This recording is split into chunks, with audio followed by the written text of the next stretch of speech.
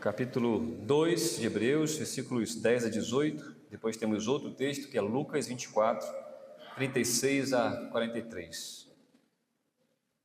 A pregação não será uma exposição desses textos. A pregação é conforme o tema ou a doutrina do dia do Senhor 14, mas esses textos então servem como referências. Então, Hebreus 2, 10. Diz assim: porque convinha que aquele por cuja causa e por quem todas as coisas existem, conduzindo muitos filhos à glória, aperfeiçoasse por meio de sofrimentos o autor da salvação deles. Pois tanto o que santifica como os que são santificados, todos vêm de um só. Por isso é que ele não se envergonha de lhes chamar irmãos, dizendo: a meus irmãos declararei o teu nome, cantar-te-ei louvores no meio da congregação. E outra vez eu porei nele a minha confiança. E ainda, eis aqui estou eu e os filhos que Deus me deu. Visto, pois, que os filhos têm participação comum de carne e sangue, destes também ele, igualmente, participou para que por sua morte destruísse aquele que tem o poder da morte, a saber, o diabo, e livrasse todos que, pelo pavor da morte, estavam sujeitos à escravidão por toda a vida. Pois ele, evidentemente, não socorre anjos, mas socorre a descendência de Abraão. Por isso mesmo convinha que, em todas as coisas, se tornasse semelhante aos irmãos, para ser misericordioso e fiel sumo sacerdote nas coisas referentes a Deus, e para fazer propiciação pelos pecados do povo, pois naquilo que ele mesmo sofreu, tendo sido tentado, é poderoso para socorrer os que são tentados. Lucas, capítulo 24, versículos 36 até 43. Que é mais uma prova do corpo verdadeiro de Cristo. Falavam ainda essas coisas quando Jesus apareceu no meio deles e lhes disse: paz seja convosco. Eles, porém, surpresos e atemorizados, acreditavam estarem vendo um espírito. Mas ele lhes disse: por que estáis perturbados? E por que sobem dúvidas ao vosso coração? Vede as minhas mãos e os meus pés, que sou eu mesmo. Apalpai-me e verificai, porque um espírito não tem carne nem ossos, como vedes que eu tenho. Dizendo isto, mostrou-lhes as mãos e os pés. E por não acreditarem eles ainda, por causa da alegria, e estando admirados, Jesus lhes disse: tendes aqui alguma coisa que comer? Então lhe apresentaram um pedaço de peixe assado e um favo de mel, e ele comeu na presença deles. Vamos agora à doutrina referente a essa encarnação de Cristo, o momento que ele assume a nossa natureza humana, se encontra no dia do Senhor de número 14, perguntas e respostas 35 e 36. 35 pergunta o seguinte: o que você confessa quando diz que Cristo foi concebido por obra do Espírito Santo, nasceu da Virgem Maria?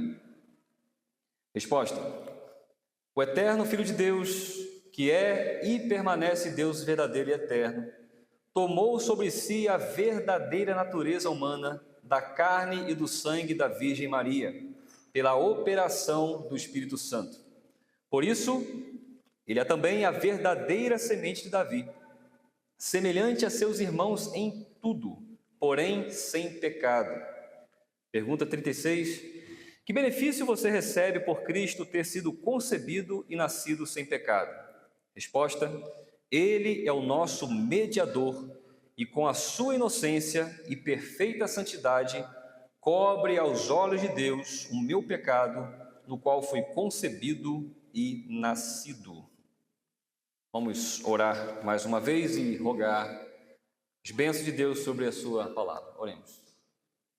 Santo Deus, mais uma vez nesse dia, nós estamos diante da tua palavra, para que de maneira, ó Pai, mais especial e oficial, o Senhor fale conosco, fale aos nossos corações. Mais uma vez reconhecemos, ó Pai, que as nossas limitações, a nossa debilidade, as nossas preocupações, ansiedades, problemas, Senhor, diversos, acabam que sufocando o nosso estado aqui de descanso e a nossa atenção para nos alimentarmos da Tua Palavra. Que o Senhor possa operar em nós, pelo Teu Espírito, tudo aquilo que é necessário para que possamos receber a Tua Palavra e assim vivemos por meio dela. Ajuda, ó Pai, o Teu povo, é que nós te rogamos em nome de Cristo. Amém. Amém.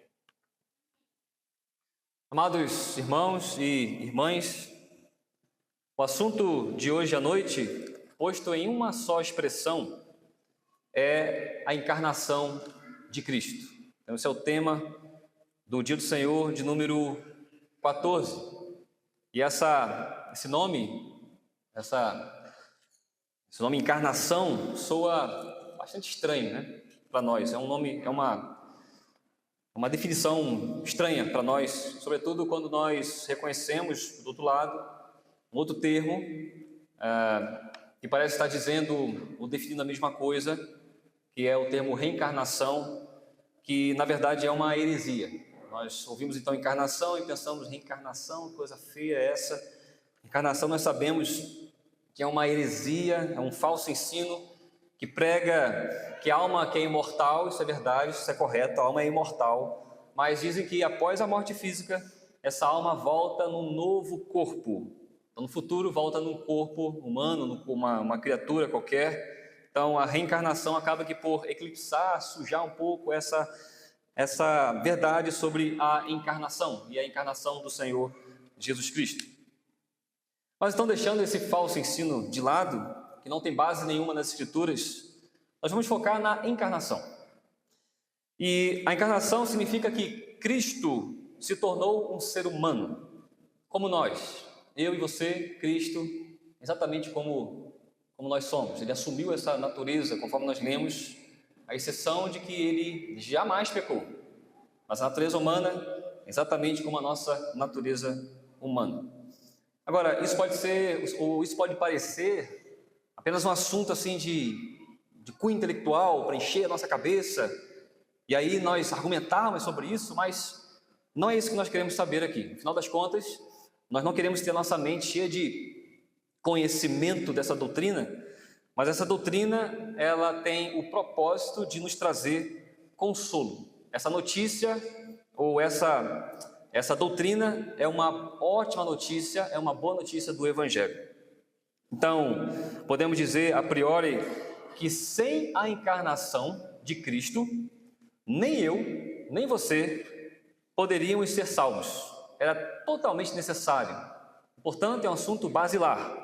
Nós precisamos compreender esse assunto, receber esse assunto e viver conforme a doutrina que será aqui exposta. Sem compreender bem a encarnação, sem entender aquilo que Cristo é de fato, nós não podemos ser salvos. Então, nessa pregação, nós vamos considerar 3 coisas a respeito da encarnação de Cristo. Primeiramente, vamos considerar a origem e o progresso desta doutrina na palavra de Deus. Então, vamos à fonte e ao desenrolar dessa doutrina dentro da palavra de Deus. No segundo momento, a segunda parte da pregação, nós vamos ouvir sobre os inimigos dessa doutrina, que não são de hoje, são inimigos antigos, e devemos estar acercados de quem eles são, para que nós não erremos o alvo dessa doutrina. E finalmente, terceiro ponto, nós vamos ouvir sobre o consolo que essa doutrina nos traz. Então vamos ao primeiro ponto, a origem e o progresso dessa doutrina. Então, a pergunta que nós fazemos é a seguinte: em que momento da Escritura a palavra de Deus nos promete a encarnação do Senhor Jesus Cristo, ou que Ele virá para resgatar o seu povo, assumindo um corpo, uma natureza humana como a nossa?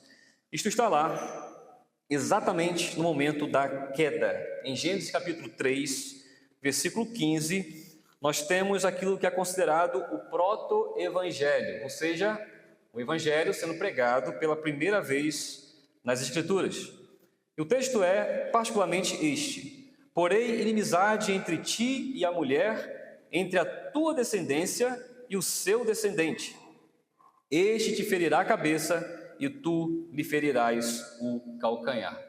Então, logo depois da queda, que Deus prometeu para redimir o homem caído, foi um descendente que viria da mulher. Obviamente, esse descendente que viria da mulher teria a mesma natureza humana da mulher. A mesma natureza humana que pecou, então é essa natureza humana que virá para redimir Adão e Eva e os seus descendentes que haviam caído.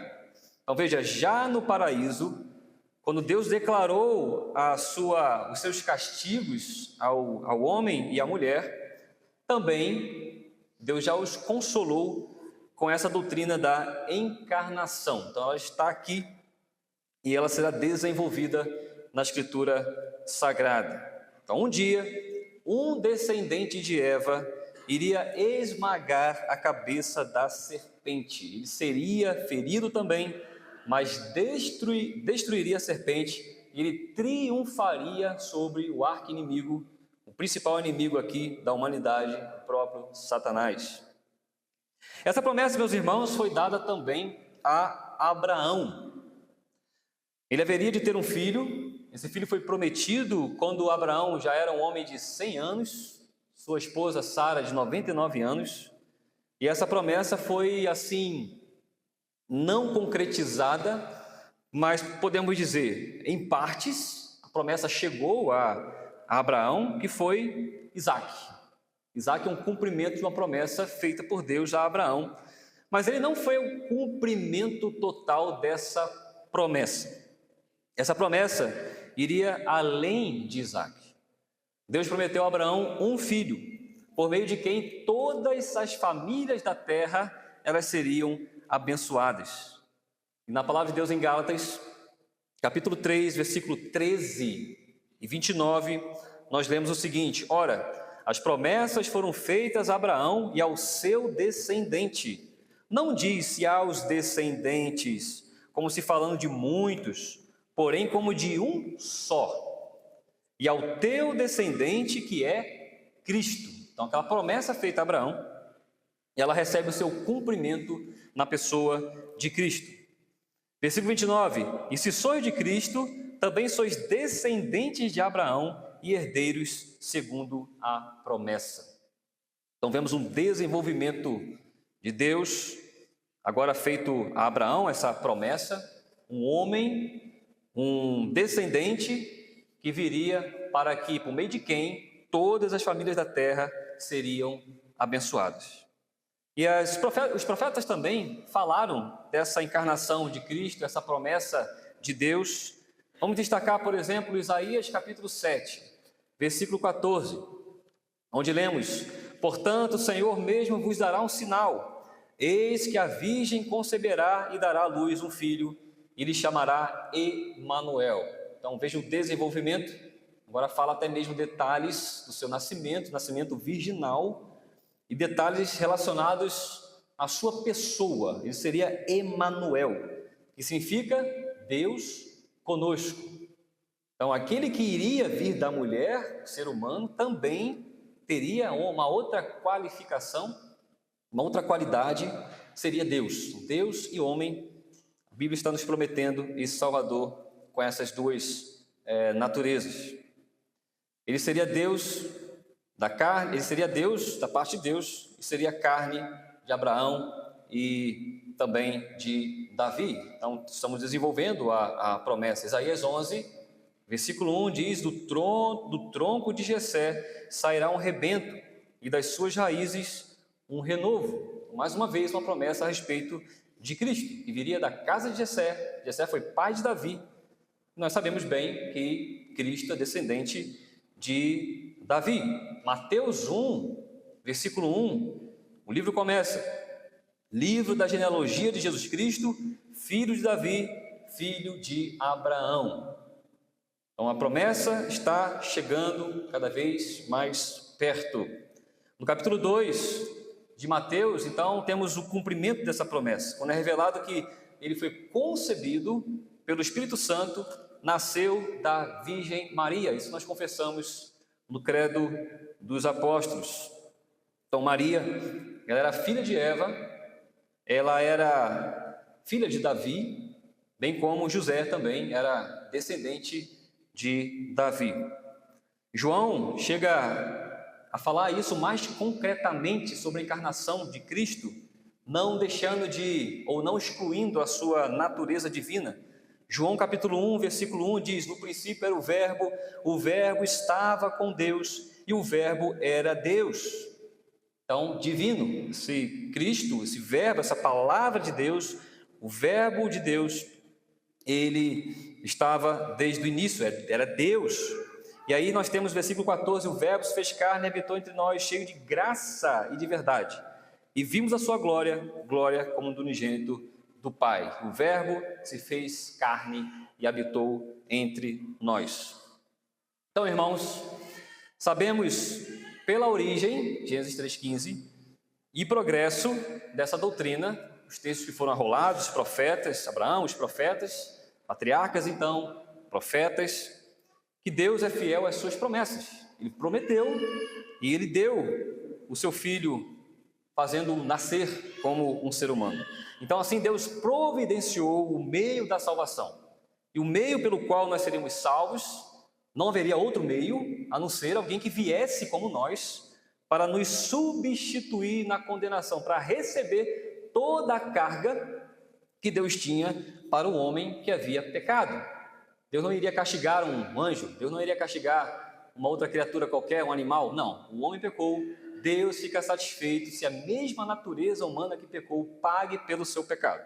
Então Cristo foi o plano de Deus que Cristo encarnasse para que pudesse receber a ira de Deus em nosso lugar. Então ele é homem, ele é Deus, somente ele pode receber essa carga da ira de Deus, sendo Deus. Então essa natureza humana também pode suportar toda essa carga por meio da natureza divina. Então não podemos separar, estamos falando de natureza humana, e muitas vezes falando aqui de natureza divina, você não pode separar essas duas naturezas. Nós falamos mais de uma nessa noite, natureza humana, de Cristo, mas não podemos desassociar isso da sua natureza divina. Então, dessa forma, ele é o nosso perfeito mediador, e é assim que o Catecismo fala na resposta 36, quando fala: que benefício você recebe por Cristo ter sido concebido e nascido sem pecado? Aí diz: ele é o nosso mediador, ou seja, que está no meio entre nós e Deus, que entende quem nós somos e entende quem Deus é, que conhece profundamente a natureza humana, conhece profundamente a natureza divina, no meio dessas duas naturezas, para que pudesse satisfazer a justiça de Deus. Ele é o nosso sumo sacerdote, conforme o Antigo Testamento, o que ficava no meio, entre Deus e o povo, fazendo sacrifícios. Cristo se sacrificou por nós. Os sacerdotes também oravam pelo povo. Cristo intercede por nós à destra de Deus. Ele expiou o nosso pecado por meio do seu próprio sacrifício, por meio do sacrifício do seu próprio corpo. Então, Cristo foi o sacrifício e ele foi o sacrificador. Sua divindade ajuda a sua humanidade a suportar o sacrifício pelos nossos pecados. Então, nada disso foi vão, nada disso foi algo assim, arbitrário, mas tudo isso foi plano, propósito de Deus para a nossa salvação. Convinha que ele se tornasse como um de nós. Isso está no texto que nós lemos em Hebreus, capítulo 2, versículo 14, nós podemos repetir, e diz o seguinte: visto, pois, que os filhos têm participação comum de carne e sangue, destes também ele igualmente participou, para que por sua morte destruísse aquele que tem o poder da morte, a saber, o diabo. Então ele tem essa participação para destruir o poder da morte, e diz a saber, o diabo. Gênesis 3,15, ele veio para pisar na cabeça da serpente. Versículo 15: e livrasse todos que, pelo pavor da morte, estavam sujeitos à escravidão por toda a vida. Pois ele, evidentemente, não socorre anjos, mas socorre a descendência de Abraão. Isso que ele veio fazer, para socorrer a descendência de Abraão. Por isso mesmo, versículo 17, convinha que em todas as coisas se tornasse semelhante aos irmãos, para ser misericordioso e fiel sumo sacerdote nas coisas referentes a Deus e para fazer propiciação pelos pecados do povo, pois naquilo que ele mesmo sofreu, tendo sido tentado, é poderoso para socorrer aos que são tentados. Cristo assumiu essa natureza humana, mas tem mais um detalhe, meus irmãos. Cristo não só assumiu uma natureza humana, um corpo humano, mas ele também assumiu uma alma humana. Não podemos dissociar a sua encarnação desse fato, de que ele também veio assumir uma alma humana. Pois ele não resgata apenas um corpo humano, Cristo também resgata a alma humana. Ele veio para resgatar esses dois, corpo e alma. A natureza humana que pecou como um todo, corpo e alma, deve pagar pelos seus pecados. Nada mais, nem nada menos do que isso. Então, ele é o nosso substituto, um homem como nós, mas sem pecado, conforme declarado no capítulo 4, versículos 14 a 16. Tem uma olhada aí, passando dois capítulos, capítulo 4 de Hebreus, versículos 14 a 16. Nós lemos: tendo, pois, a Jesus, o Filho de Deus, como grande sumo sacerdote que penetrou os céus, conservemos firmes a nossa confissão. Pois não temos sumo sacerdote que não possa compadecer-se das nossas fraquezas. Antes, foi ele tentado em todas as coisas, à nossa semelhança, mas sem pecado.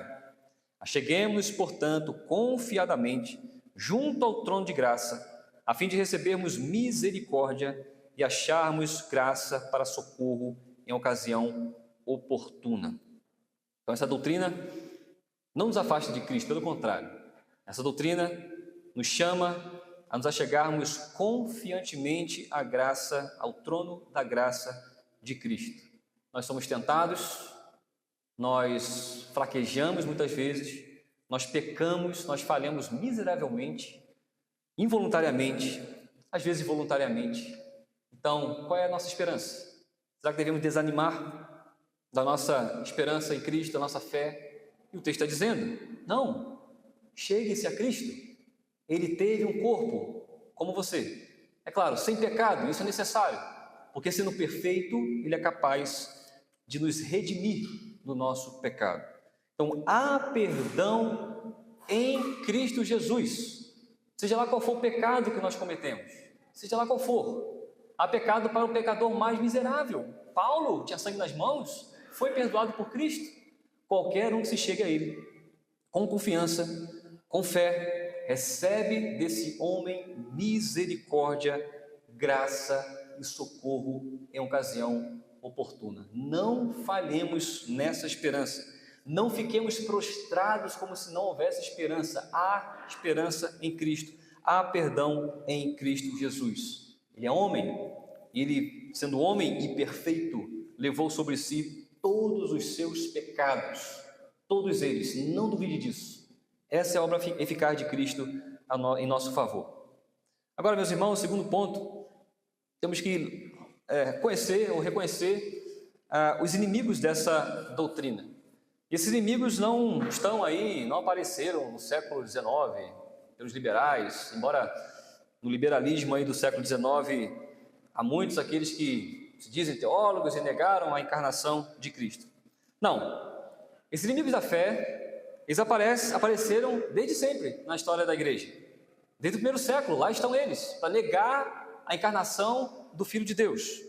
Eu quero vos apresentar alguns nomes, para que vocês entendam como a igreja sempre teve que combater esses ataques a respeito da encarnação de Cristo. Se começaram cedo esses ataques, então, obviamente, Satanás quer minar essa nossa confiança na pessoa humana de Cristo. O primeiro deles foi Marcião, que viveu entre 85 e 160 ali na era cristã.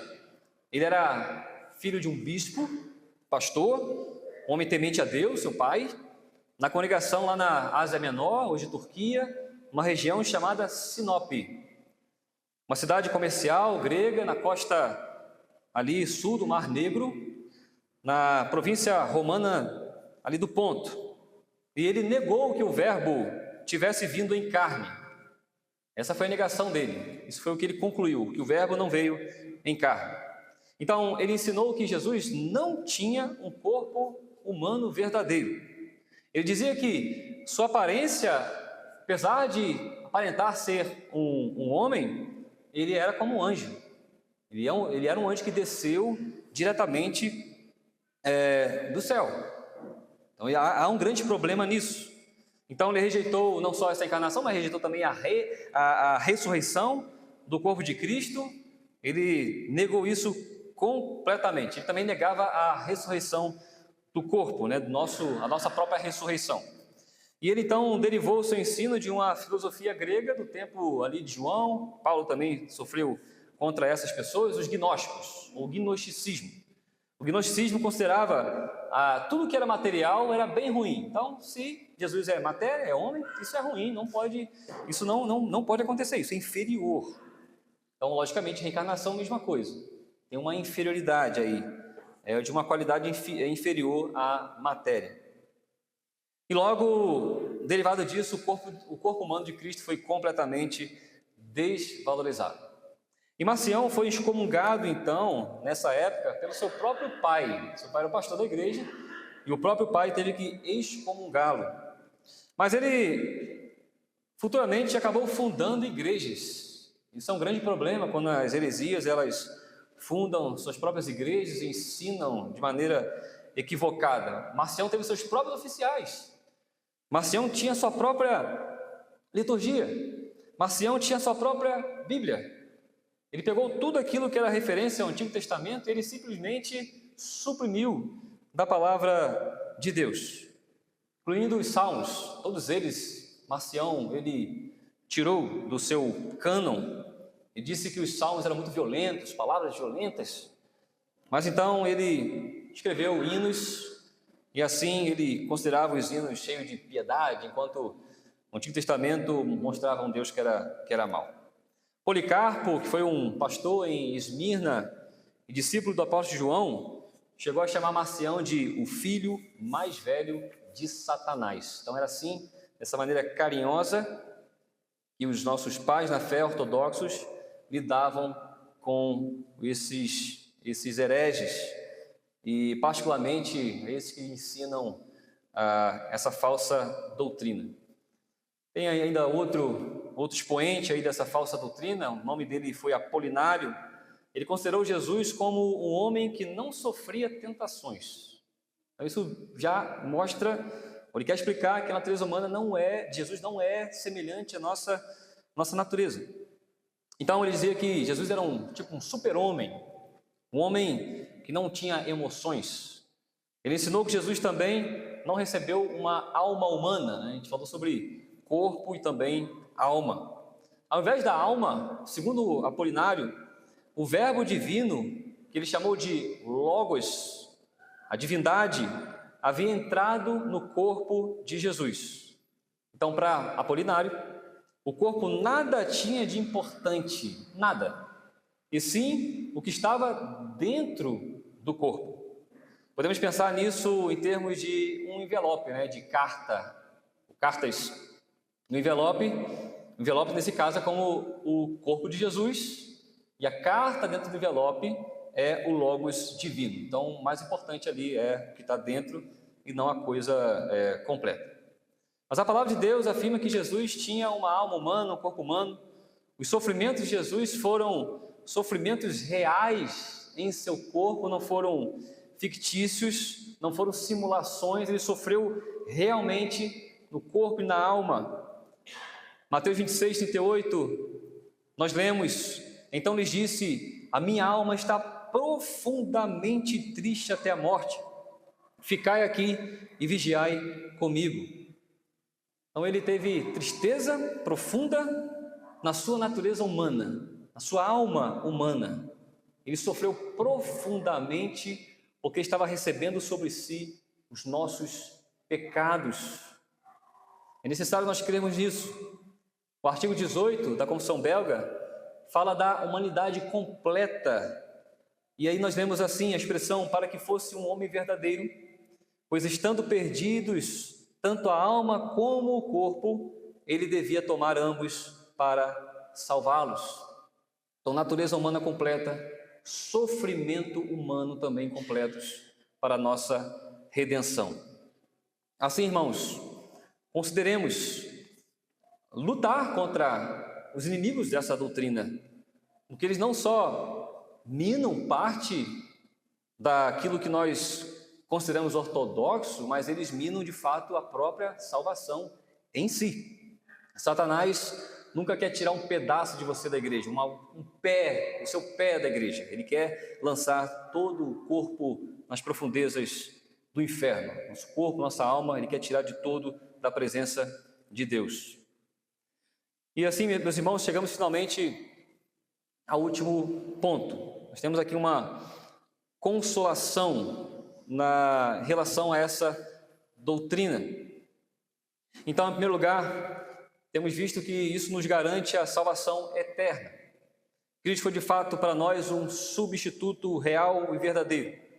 E não só no ato final da cruz, mas durante toda a vida de Cristo, Ele está nos redimindo. Ele viveu todo o tempo em obediência ao Pai, isso Ele fez no corpo. Jesus nunca pecou.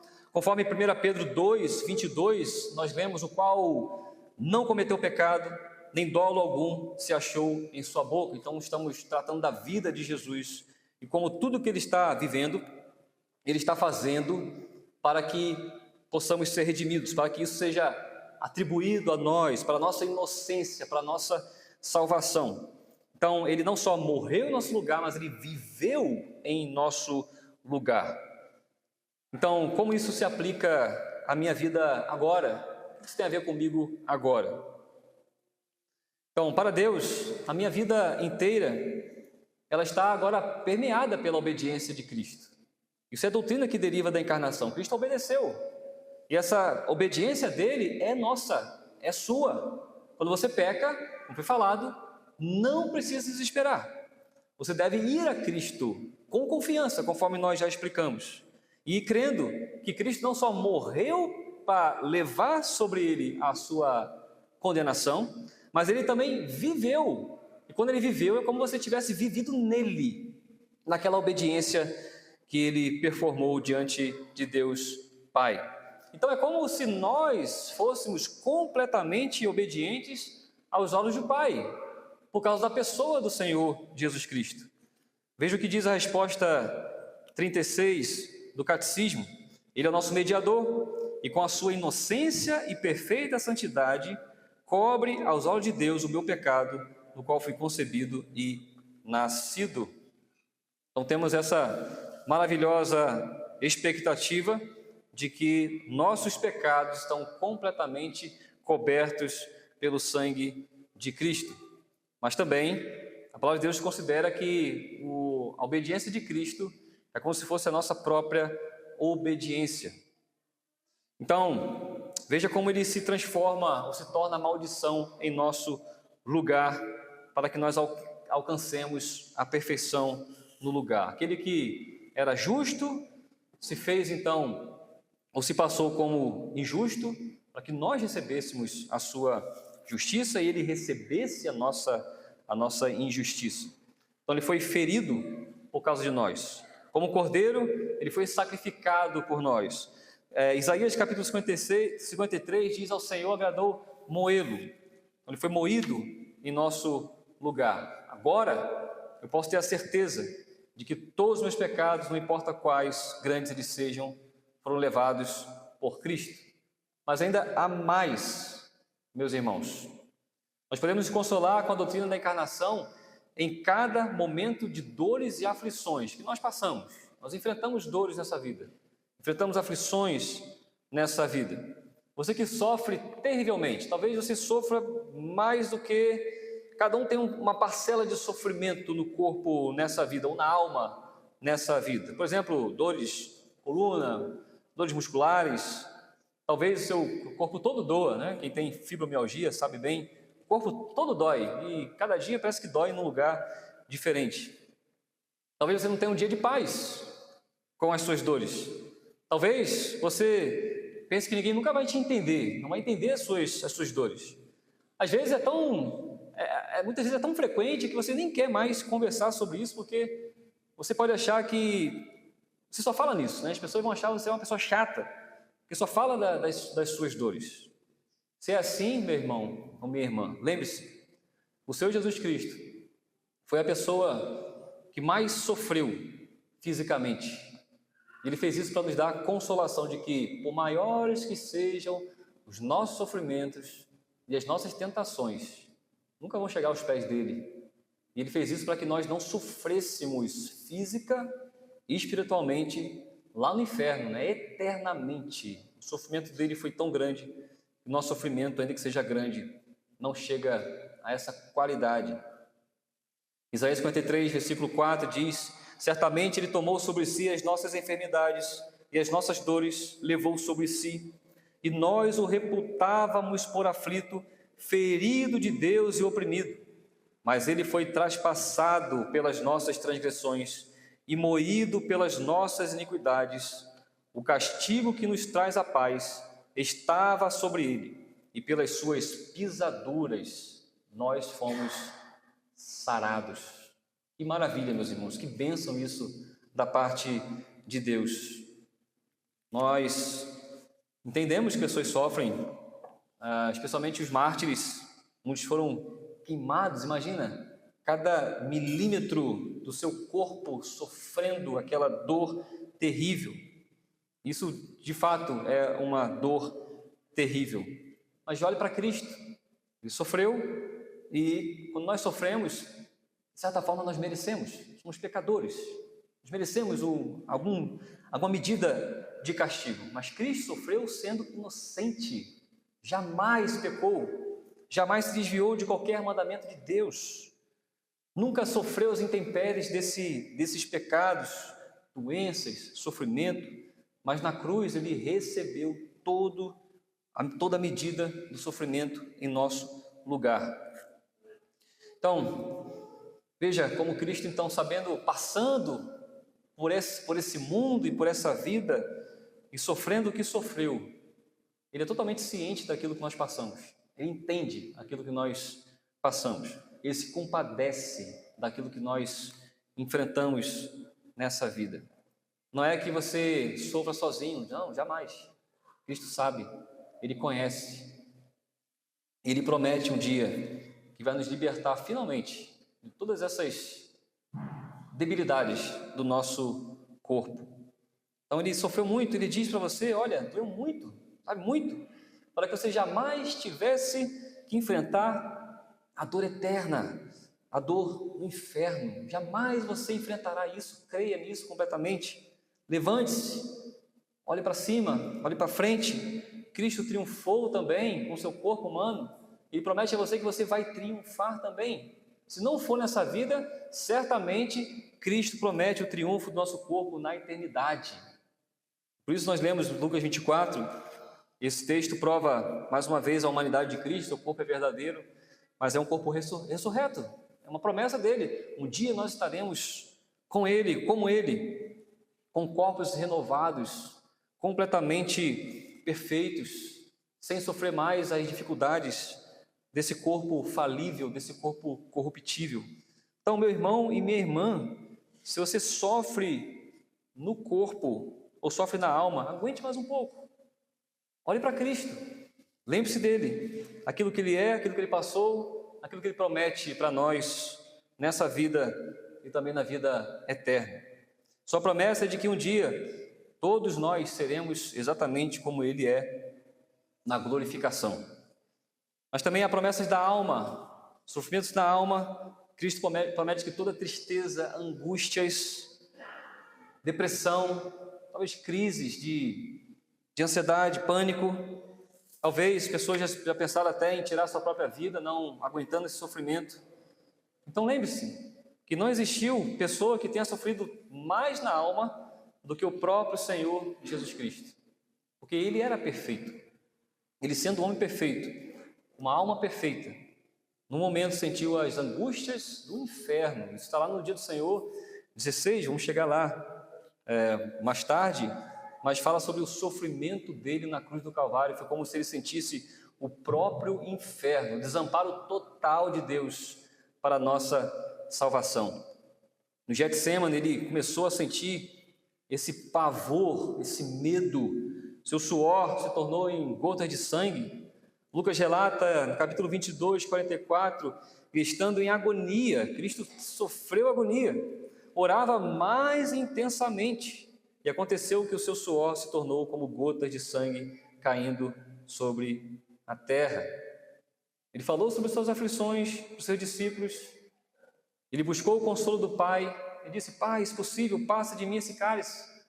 Ele buscou o consolo dos seus amigos, os discípulos, e eles dormindo, não entendendo seu sofrimento, não tendo empatia pelo seu sofrimento, não conseguiram chorar com aquele que chorava, não conseguiram sofrer com aquele que sofria, Cristo. Jesus disse: a minha alma está profundamente triste até a morte, ficai aqui, vigiai comigo. Eles não conseguiram fazer isso. Sozinho, completamente sozinho, Cristo ficou. Ninguém conectado com os seus sofrimentos. Não é assim muitas vezes, na angústia, no sofrimento? Parece que nós estamos sozinhos, ninguém nos entende, ninguém compreende a dimensão, não há amigos por perto. Meu irmão, minha irmã, Jesus passou por tudo isso, para que você jamais, mais uma vez, jamais tivesse que sofrer o grau máximo dessa angústia, o grau máximo desse medo, que é no inferno, que não é a ausência de Deus, na verdade é a ausência da sua bondade, é a presença de Deus, mas a presença de um Deus irado contra pecadores. Então, meus irmãos, tenhamos total conforto por causa da encarnação de Cristo. E gostaria de terminar esse sermão lendo alguns textos que nos consolam nessa base da doutrina da encarnação. Vamos a Romanos capítulo 8, a partir do versículo 18. Romanos 8, 18. Veja a visão otimista que nós devemos ter. Veja a projeção dos nossos olhos quando nós estamos enfrentando dificuldades. Romanos 8, 18 diz assim: porque para mim tenho por certo que os sofrimentos do tempo presente não podem ser comparados com a glória a ser revelada em nós. A ardente expectativa da criação aguarda a revelação dos filhos de Deus, pois a criação está sujeita à vaidade, não voluntariamente, mas por causa daquele que a sujeitou, na esperança de que a própria criação será redimida do cativeiro da corrupção, para a liberdade da glória dos filhos de Deus. Porque sabemos que toda a criação a um só tempo geme. A criação está gemendo, né? Furacões e outras catástrofes climáticas, enfim. Ela geme e suporta angústias até agora. E não somente ela, mas também nós, que temos as primícias do Espírito, igualmente gememos em nosso íntimo, aguardando a adoção de filhos, a redenção do nosso corpo. Porque na esperança fomos salvos. Ora, esperança que se vê não é esperança, pois o que alguém vê, como espera? Mas se esperamos o que não vemos, com paciência o aguardamos. Então, nós temos uma forte expectativa do retorno de Cristo para nos redimir do nosso sofrimento. Nós não vemos, assim, na sua totalidade, mas temos uma imagem pela pregação daquilo que nós teremos. Então, paciência e esperança. Um texto que nos encoraja também é 1 Coríntios 15, versículos 50 a 58.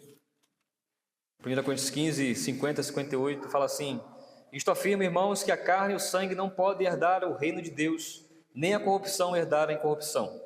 Eis que vos digo um mistério: nem todos dormiremos, mas transformados seremos todos, num momento, num abrir e fechar de olhos, ao ressoar da última trombeta. A trombeta soará, os mortos ressuscitarão incorruptíveis e nós seremos transformados. Porque é necessário que este corpo corruptível se revista da incorruptibilidade e que o corpo mortal se revista da imortalidade. E quando este corpo corruptível se revestir da incorruptibilidade, e o que é mortal se revestir de imortalidade, então se cumprirá a palavra que está escrita: tragada foi a morte pela vitória. Onde está, ó morte, a tua vitória? Onde está, ó morte, o teu aguilhão? O aguilhão da morte é o pecado, e a força do pecado é a lei. Graças a Deus que nos dá a vitória por intermédio de nosso Senhor Jesus Cristo. Portanto, meus amados irmãos, sede firmes, inabaláveis e sempre abundantes na obra do Senhor, sabendo que no Senhor o vosso trabalho não é vão. Então, essa doutrina da encarnação também nos leva a pensar na própria ressurreição do nosso corpo, a manutenção do nosso corpo eternamente. Então, temos promessas maravilhosas sobre o estado eterno do nosso corpo. Finalmente, o nosso Emmanuel nos promete que estará conosco, ele vai tabernacular, estará conosco na nossa presença, e então naquele momento não teremos mais nenhuma lágrima, nenhuma dor, nenhuma debilidade física. Isso está em Apocalipse 21, versículos de 1 a 4. E com esse texto, então, eu termino essa pregação, Apocalipse 21, versículos de 1 até 4. Nós lemos: vi novo céu e nova terra, pois o primeiro céu e a primeira terra passaram, e o mar já não existe. Vi também a cidade santa, a nova Jerusalém que descia do céu, da parte de Deus, ataviada como noiva adornada para o seu esposo. Então ouvi grande voz vinda do trono dizendo: eis o tabernáculo de Deus com os homens. Cristo aqui. Deus habitará com eles, eles serão povos de Deus, e Deus mesmo estará com eles. Ele lhes enxugará dos olhos toda lágrima, e a morte já não existirá. Já não haverá luto, nem pranto, nem dor, porque as primeiras coisas passaram. Então, glórias a Deus em Cristo, por essa obra de Cristo em nosso favor, para que obtivéssemos toda essa esperança maravilhosa. Maranata, que o Senhor Jesus Cristo venha para nos levar para sempre, para estarmos com Ele para todo sempre. Amém.